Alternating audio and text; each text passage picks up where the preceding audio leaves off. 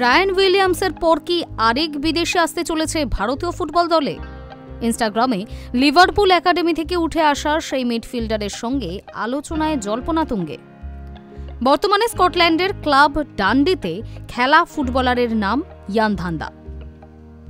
বহুদিন ধরেই ভারতীয় বংশোদ্ভূত ধান্দার ভারতের হয়ে খেলা নিয়ে চর্চা রয়েছে। এবার কি সেটা পূরণ হতে চলেছে? পৈতৃক সূত্রে ভারতের সঙ্গে শিকড়ের যোগ রয়েছে ধান্দার। 1998 সালে বার্মিংহ্যামে জন্ম, ইউথ ক্যারিয়ার লিভারপুলে। 2018 সালে ইংলিশ প্রিমিয়ার লিগের পরের ধাপ চ্যাম্পিয়নশিপের ক্লাব সোয়েন্সা সিটিতে নাম লেখান তিনি। এরপর স্কটল্যান্ডের রস কাউন্টি ও হার্ট অফ মিডলোথিয়ানে খেলেছেন।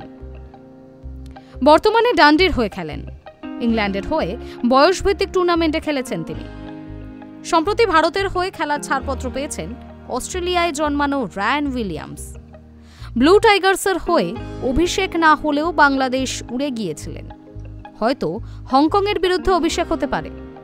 ইতিমধ্যেই ভারতের জার্সিতে প্র্যাকটিস করেছেন তিনি। ইনস্টাগ্রামে সেই ছবিও আপলোড করেছেন। সেখানেই ধান্দা কমেন্ট করেন, ইয়েস ব্রো, পাশে নীল হার্ট ইমোজি। অনেকের মতে তা ভারতের জন্য। সেই কমেন্টের উত্তরে রায়ান লিখেছেন, এবার তোমার পালা। মনে করা হচ্ছে ধান্দাকেও ভারতের হয়ে খেলার আমন্ত্রণ জানালেন রায়ান। তবে ভারতের হয়ে খেলা সহজ হবে না ধান্দার জন্য। 26 বছর বয়সী ফুটবলারের ওসিআই কার্ড আছে, কিন্তু ব্লু টাইগার্সের হয়ে খেলতে হলে তাকে ব্রিটিশ নাগরিকত্ব ছাড়তে হবে। তাহলে আবার তিনি ইউরোপের ক্লাবে খেলতে পারবেন না। উল্লেখ্য, 2023-এ ম্যানচেস্টার ইউনাইটেডের কিংবদন্তি রিও ফার্দিনান্দো ধান্দার গোলের প্রশংসা করেছিলেন।